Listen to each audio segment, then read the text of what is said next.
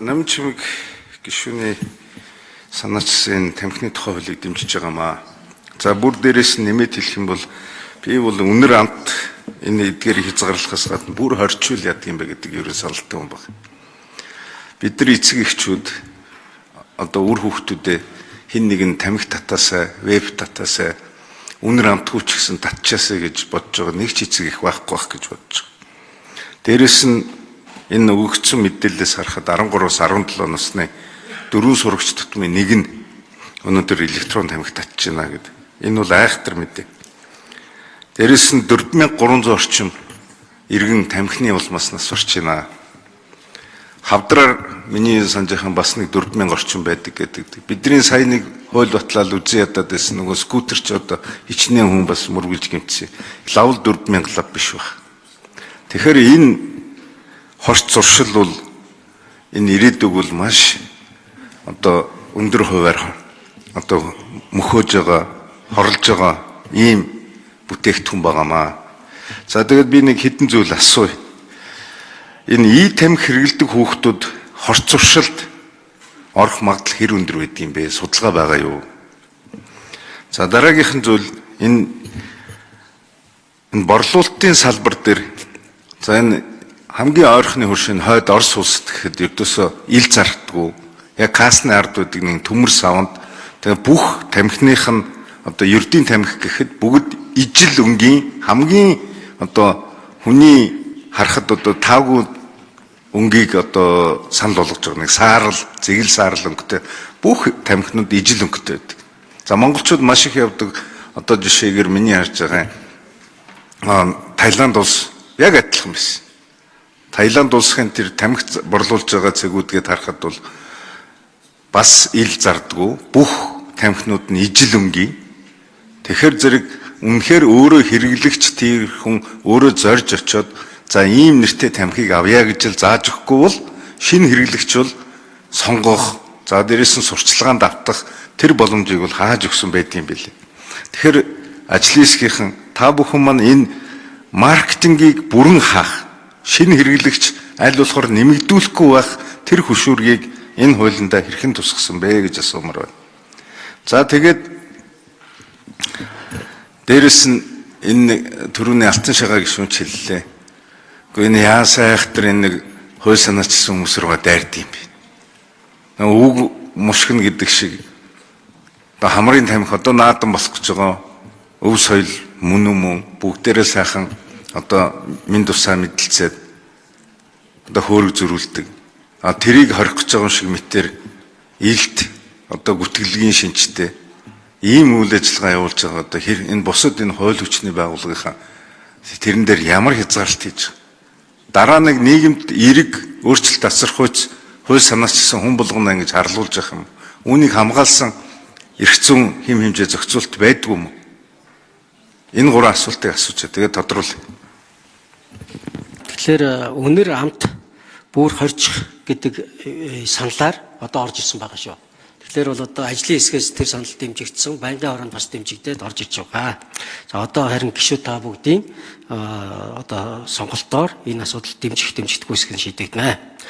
За ямар ч тамхи утаатай ч утаагүй ч бүгд л никотин агуулж байгаа учраас бага нас буюу өсвөр наснд татах нь өөрөө донтол үүсэх хамгийн том эрсдэл гэж үздэг. Энэ бол одоо нотлогдсон зүйл. Энэ дээр ямар ч маргаан байхгүй. Тийм учраас энэ дээр бол одоо судлаачид бол нэг зорилгоор нэг саналаа хэлж байгаа зүйл бол аль болохоор л одоо өсвөр наснда тамхи татахгүй, тамхи хэрэглэхгүй байх нь никотины хамаарал донтохоос сэргийлэх хамгийн том арга. Тийм ч учраас энэ хяналтын хуулийн зорилго бол ерөөсөө л одоо өсвөр үеийн хүүхдүүдийг энэ тамхинд никотинд хамааралтай болохгүй байх юм том зорилго агуулж байгаа.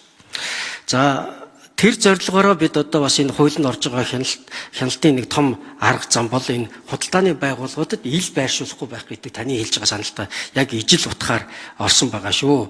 Тэгэхээр бол одоо худалдааны байгууллагад ил тавих асуудлыг хориглоснороо бид одоо маркетингийн хувьд одоо сонирхол татах, өнгө үзэмж, үнэр танаар одоо гоё одоо зураг дүрсээр одоо хүүхдүүдийг уруу татах энэ байдлыг хорихоор зорж байна.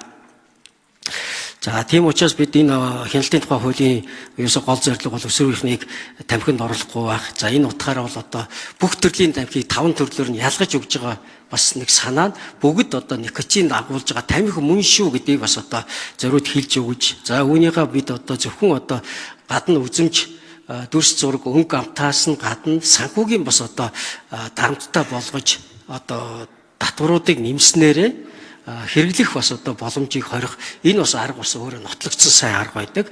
Тийм учраас Монгол бас одоо энэ чиглэл рүү бас орохыг зорж байгаа ийм тамхины хяналтын тухай хуультай болохоор зорж байгаа. За энэ ч утгаараа бас одоо ажлын хэсэг энэ чиглэлд ажиллаа гэж хэлье. За та хэллээ. Одоо энэ тамхи хэрэглэдэг хүүхдүүд бол хорц зуршилд илүү хамрагдах магадлал, ер нь бүх тамхи хэрэглэдэг нөхдүүд илүү магадлал өндрөө гэж хэлж штэ. За миний харж байгаагаар бол тамхи буюу энэ халаадаг тамхи байна уу, тэр вейпин байна уу, тэр тусыг уур болгодог байна уу? Энэ бол химийн аргаар тэр никотин болон бусад тэр одоо дадлаг юм одоо хийж өгч байгаа. За уламжлалт тамхи бол байгаль дээр байгаа бох тэр никотин байгаа. Тэгэхээр зэрэг Казахстан улс бол ингэж харсан юм байл л дээ. Энэ химийн аргаар хийж байгаа зүйл дээр төр хяналт тавьж чадахгүй. Тэгэхээр энэ хар тамхины чиглэлийн үйл ажиллагаа ийшээ орох маш өндөр эрсдэлтэй гэж үзээд тэгээд энэ вейпинг гэдгийг бол бүрэн орсон юм бэл. Тэгэхээр та надад яг аль бисаар хэлээд Монгол улсад энэ вейпинээр дамжуулж мансууруулах сэтгцэд нөлөөлөх хар тамхины төрлийн чухал сэдв хүндэж байна. Ер нь бол одоо энэ цэнгэлдэг ялангуяа бид одоо вейпиг ярьж байна. Цэнгэлдэг тохиолдолд задгаа систем гэж нэрлэдэг байгаа. Задгаа систем учраас дотор нь юу ч холж болно. Тэр утгаараа одоо канабис ч юм уу энэ одоо мансууруулах нөлөөтэй бодисыг холиод бидний дунд татаад явахад бид ерөөсөө ялгаж харж мэдэхгүй. Тийм учраас Монгол улсын энэ одоо хяналтын тухай хуулийн төсөл дотор бид бас дэмжиж оруулж өгсөн зүйл бол Монгол улсад задгаа систем буюу цэнгэлдэг тогтолцоог бүр мөсөн хоригдж байгаа. Тэгэхээр одоо аав хүний үед таны санаа зовж байгаа зүйлийг бид дэмжиж Монголд одоо энэ вебн дотор элдвийн бодис холих боломжийг хориглож байгаа. За нэг удаагийн хэрэглээ бол одоо тогтолцоо систем нь өөрөө бие биенээ танихгүй байх. За дээрээс нь дахиж одоо задлаад хийх тохиолдолд ажиллахгүй байх ийм тогтолцоо үйлдвэрээс ийм хамгаалтууд байдаг юм байна. Тэр утгаараа бол одоо хар тамхины төрлийн зүйлийг нэмэх боломжгүй тийм зүйлийг Монголд одоо зөвшөөрнө л гэж ойлгож байна.